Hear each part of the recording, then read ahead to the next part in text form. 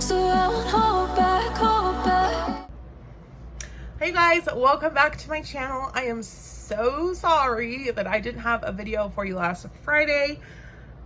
I did feel bad about that because I had videos prepared that I just kind of didn't finish and then forgot. Sorry, forgot. Before I go on, I filmed another video and I showed that one too. So you'll get to see my kitty twice then. She is sleeping. She's sleeping over there. So she's so cute.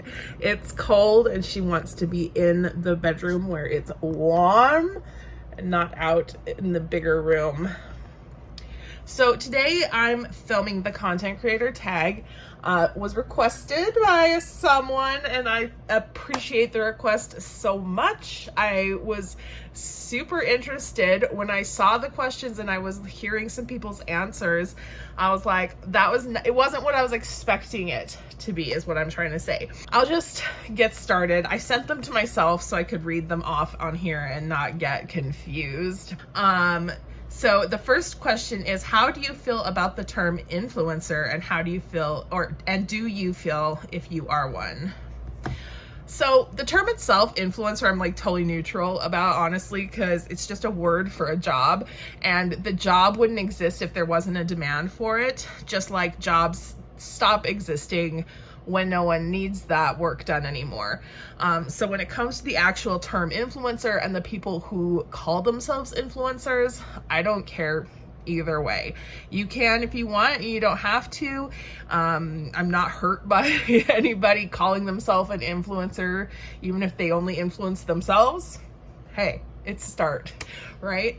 As for me, I wouldn't say I was, because I think personally, to qualify as an influencer, you would have to have influence on people. I'm not like looking for self-gratification here.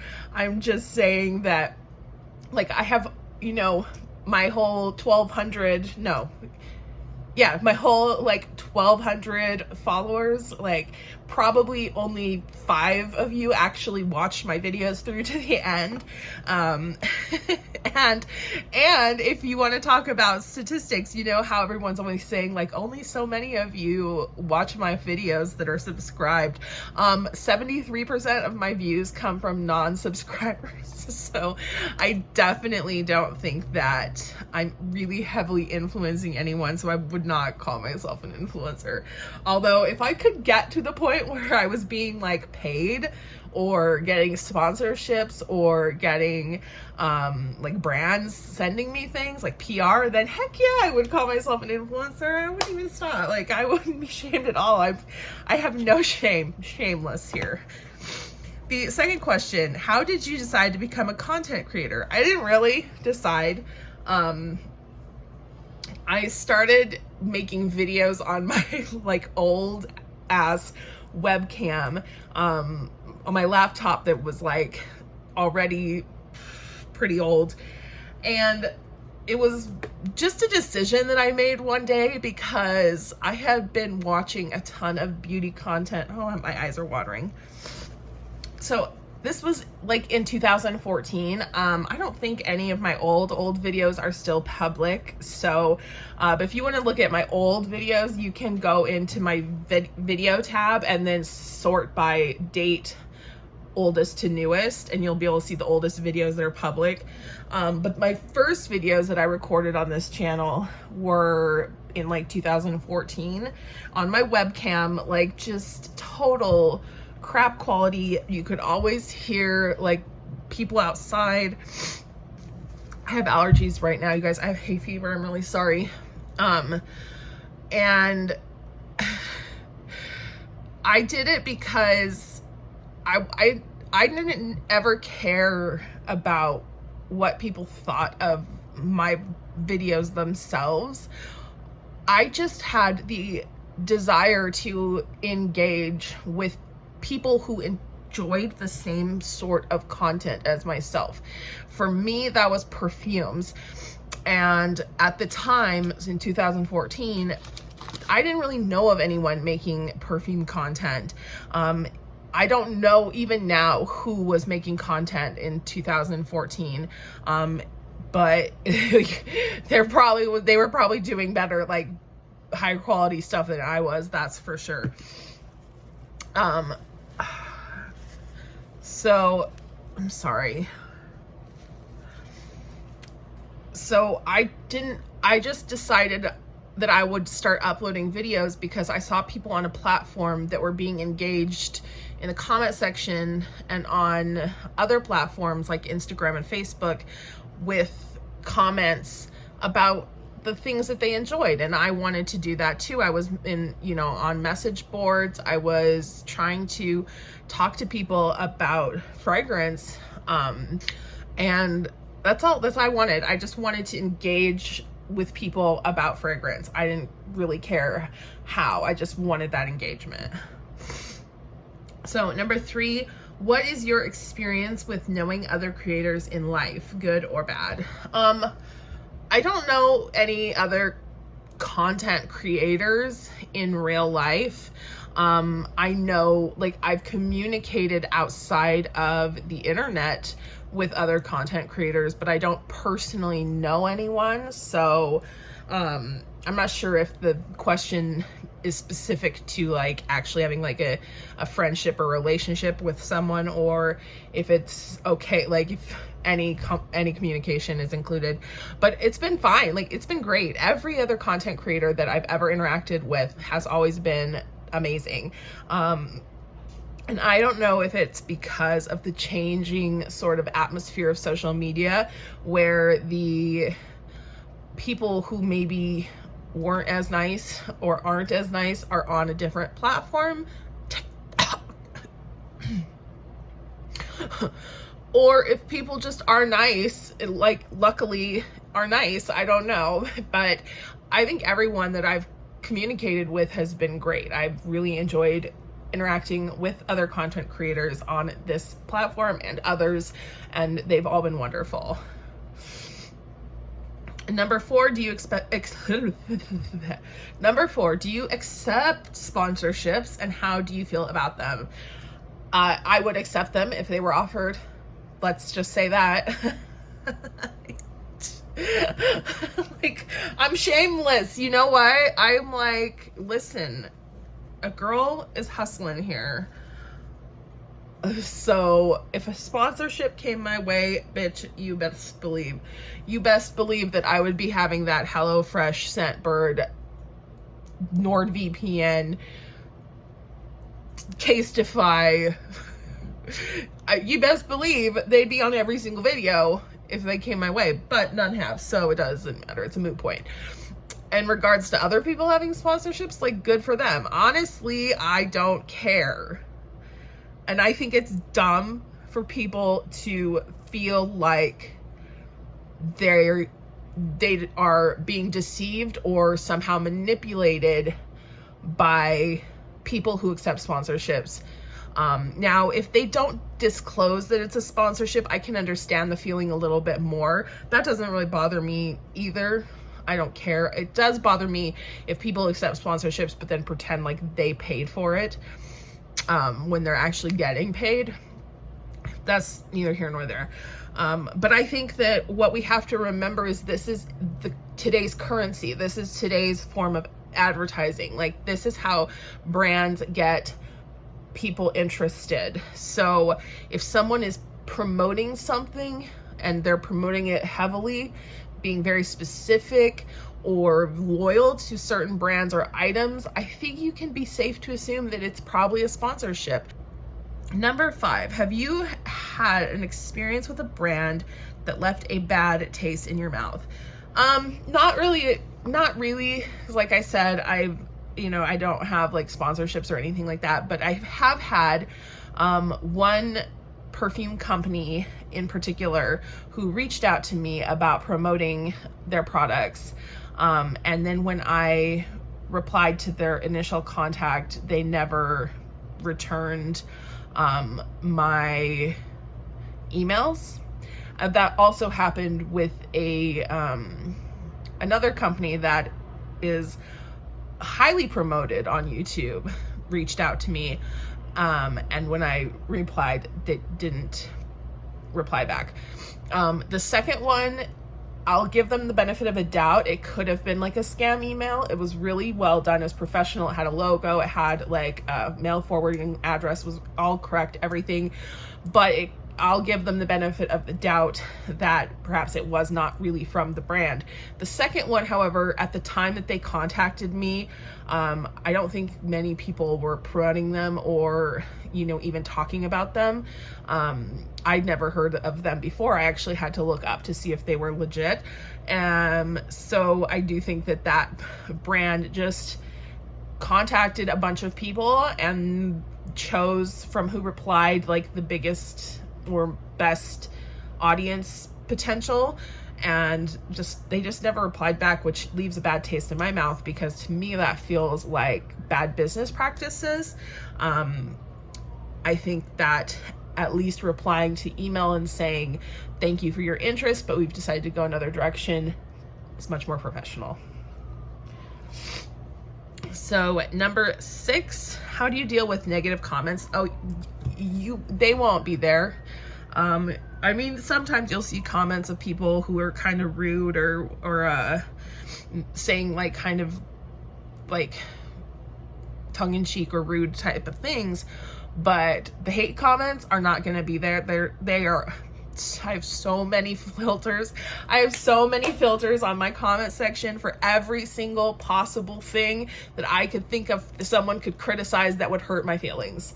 Okay, so everything you see in the comment section does not affect me personally one way or the other, because I have blocked all of the terms, search terms, words, everything that could personally affect me, because I don't need that BS in my life. I don't need negativity like that, and I'm not ashamed to keep it off of my personal YouTube page by blocking those comments. I think there's maybe one video where I had a term that was blocked and the person got around it by using like a thesaurus or something, and I did reply, and I think I left it up, but I don't know if that video is public anymore. But yeah, after that I went through and like added, like I've put filters for everything, so they won't be on my channel. 7, what is your biggest pet peeve when it comes to comments? You know already.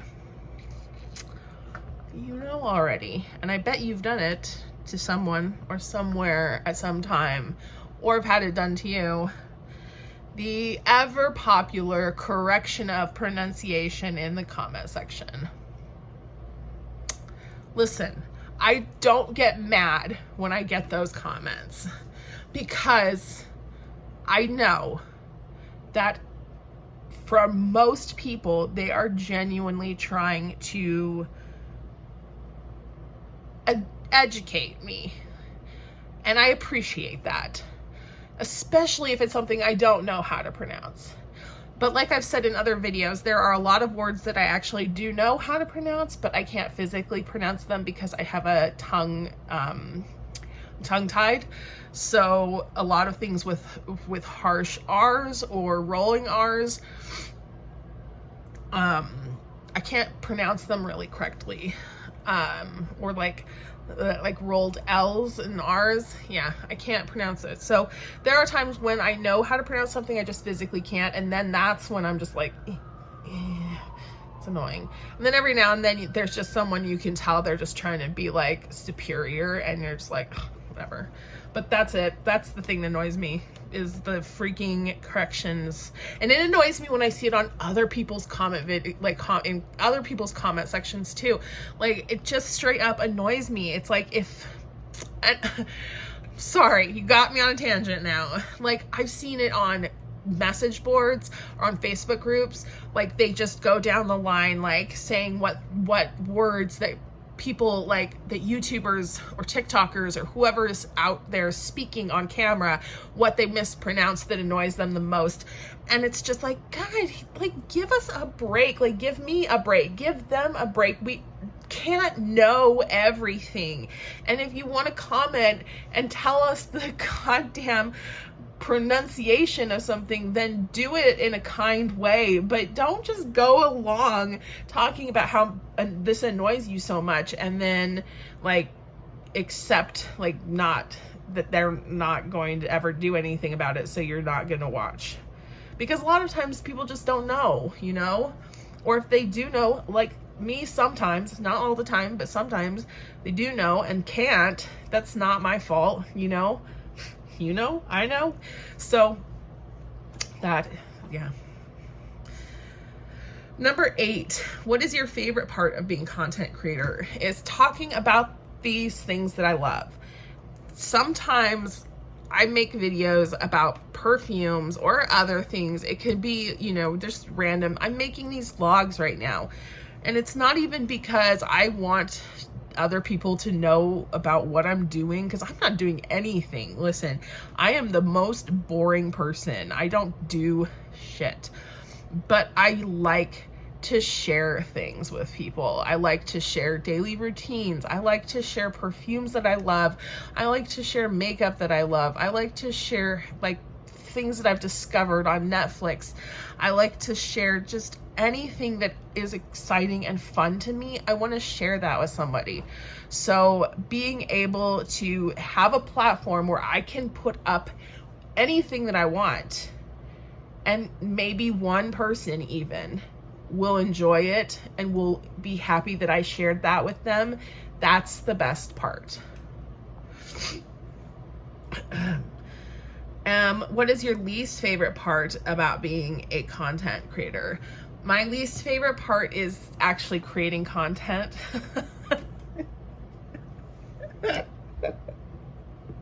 I'm so embarrassed to say that.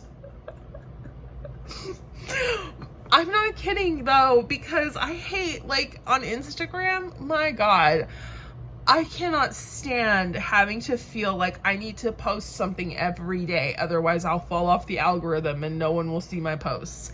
And I hate TikTok so much, because if you, like, their algorithm is so much worse. Like, if you're literally not posting like 2 or 3 times a day, like, you're done. You can't be found. It's so annoying. I really do appreciate the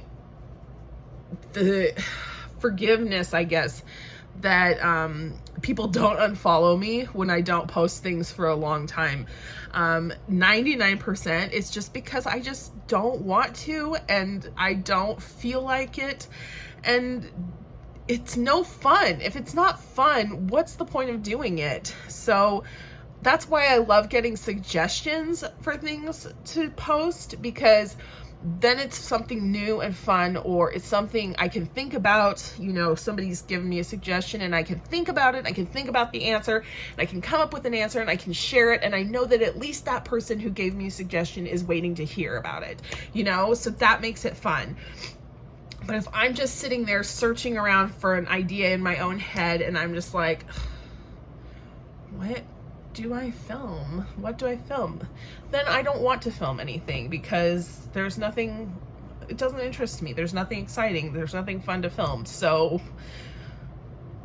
yeah, that's it. Do you edit your own content? And if so, do you enjoy it? This is number 10. And the answer is yes, I do edit my own content. And yes, I love it. Editing is probably my favorite part of the process. I love editing these videos. A lot of them are so long, and they're long even before I edit them, because I can talk a lot. But when I put like, I just enjoy putting filters. Like, I put on like the fun, like, little things, trying to learn new editing tricks and techniques. It took me a good long while to figure out how to add a blur effect onto my videos. Not the cinematic blur like this, but I'll do it right here so you can know what I'm talking about. It took me forever to figure that out, and it was right there, like my editing. I use Power Director Pro, I think. I'm not sure, but it was like right there, and I just never knew. I didn't know what it did. I didn't know how to use it, so I just experimented, and I just enjoy that. I did study graphic design and media in college anyway, so I already enjoy graphic design. I enjoy photo editing. If I were working in a design field, I would probably be working in photo and video editing, because I really like it. Number 11, where do you draw the line in regard to sharing on social media? For myself personally, there is no line. There is no line. I grew up on the internet practically. I was doing things on the internet when AOL was the only platform, you know, to browse. Like, so for me personally, I don't care. And I don't really care what people think of me, especially not on the internet. Like, but it is difficult when someone that you've met or talked to for a long time, either you do something to upset them and they cut the connection, or they just kind of vanish into the ether, which happens, you know, on the internet. So in that regard, I've started becoming a little bit more reserved about who I become like more intimate with. In regards to like content, I have no plans or no desire to put pictures of my kids online. That was a decision I made when my first son was a baby, that he's a person and he has his own right to privacy, and as much as a parent, I'm proud of him and I want to show him off. Doing that to strangers on the internet is not the way. So, and I'm not saying that it's wrong for anyone else to do it, because this is a personal decision, and that is also a decision that each person needs to make for themselves. So I did decide to keep my kids off the internet, especially their faces. Every now and then I've shown like maybe like the back of a head or the side of it, like this, you know, that much. I also don't show my husband in my Instagram, and that one's a little bit, a lot of people have asked me actually, but I actually don't try to portray myself as a single person. I don't want to portray myself as single. Like, why? I'm not looking for dates. I'm not looking to meet anyone. The reason that I do not post things with my husband is because of again, the privacy thing. Like, I know that he would be fine with it, but he doesn't have Instagram, and so why should I be posting him on my Instagram when he doesn't want to post himself on his own Instagram, you know, or on any social media? And then secondly, he works with the public, and I would hate for anything that I did online or anything that I may have end up connected to online to become connected to him in a negative way and hurt him. And I wouldn't like that. Like, I would be really upset if my openness online somehow caused him distress in his personal life. And then finally, you know, those couples that like are constantly posting about how freaking happy they are, they're always the ones that end up separated, to end up divorced. I think it's ridiculous to try to show people, like, just to post pictures of yourself in your relationship or with your family just to prove a point to someone, you know? So why would I do that? I don't have any points to prove. Anyway, that was long. Number 12, name one thing you wish you knew when you were starting out. That people don't really care about how you look or what you have to say or how you're dressed or how you appear on camera, unless something like that offends them. Like, imagine it. You're watching me right now, and if in this space right here, you want to comment, oh my God, your eyeliner is a mess. Your face is so fat. Your hair looks so greasy. Why are you commenting that? Like, why are you sharing that? It's not because I need to know. I see myself too. It's because you're offended by it somehow. Like, it upsets you. Not you specifically, viewer, dear viewer, not you specifically, the collective view.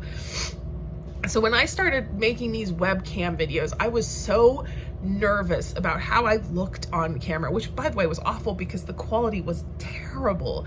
Like, I would wear like waist trainers and push-up bras and like would like pull my hair so tight to like try to make my face look skinnier. Like, I was so uncomfortable with how I looked on the camera, and nobody gives a shit, okay? And if they do, it's because they are a hater.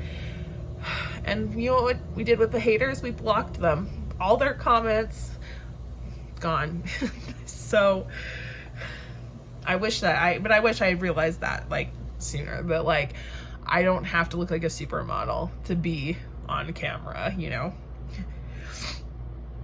Let's see. 13. Is there any changes you'd like to make to your content in the future? Not to my actual content, because I would like to just continue making the whatever I enjoy making, but I would like to get a good quality camera in the future. I don't have room in my current place for like a serious lighting setup, but I would like to improve my camera quality in the future. I don't know that that's gonna be like high on the priority list, but it is something that I do think about, and I do notice when I'm editing the videos that like, oh, this quality could be better. So that's probably the biggest thing. Number 14, what company or collab is your dream? I'm gonna skip this one because I don't really know. I have to think about it. Number 15, what other creator do you admire or want to work with? I admire a lot of people. I don't watch a lot of perfume content anymore, but one person in the fragrance content, you know, rotund, like, where am I coming up with these words? Clemence from CC Fragrance, I admire her because I think she has a resiliency, a personal resiliency that is incredibly admirable. And I think that she seems like someone who, for her age, is just like crushing it. So, I mean, for her age, I don't know how old she is. She's probably younger than me. I was like, everyone's younger than me, but she could be, who knows how old she is. But yeah, I think she's killing it. So, what other content, oh, sorry, I was gonna say, what other content creator do you hate? So number 16, what kind of content do you hate? I don't hate any content. But if I did have a thing that I would say that I specifically avoid watching, is the type of video where a guy gets on with a perfume and tells us why we need to get that perfume. Which is ridiculous because it's literally the same thing that I do as a woman, but I don't like to watch men doing it. It's the patriarchy, what can I say? Number 17, have you ever had to deal with cancel culture, and if so, how? Why would I be canceled? I'm flawless. No, I mean, seriously, like, never done anything wrong. No, personally, no, I've not had to deal with cancel culture, and I don't know why, to be honest. I can't say that I'm like better or that I do things right or that I say the right thing. I think more specifically the fact I think more specifically is that I don't say anything that is too radical unless it's directed at myself. I don't make call outs about other people or other like fragrances, fragrance brands. I don't make, you know, accusations or insinuations. And it's fine if you do those things. But as much as possible on like my social media accounts, I try to keep like religion and politics out of it. And also I try to be as moderate with my negative feedback as possible, because you don't need to be bashed over the head with something negative. Like, no one wants that, even if they don't like, you know, whatever you're talking about. I don't like it. So and going back, what company or collab is your dream? Disney. Would love to collab with Disney. Pretty soon they're gonna own everything, so I might as well say it now. Hey, Disney, Disney, if you want to collab, I'm totally open. Like sponsorships, free trips to Disneyland or Disney World, you know, a walk-on part in the next Star Wars show, maybe the next chapter of The Mandalorian or Book of Boba Fett. I'm down. I'm here. I'm ready. Okay. Call me. You know, I heard a thing where they say that anyone older than whatever age uses this, and then other people use this, but I've never seen anyone go like call me like that. So I think that's a bull, because everyone goes like that. Anyway, that's the end of the tag, you guys. Thank you so much for watching. Thank you for suggesting it, and I will see you on the next video. Bye. And you should know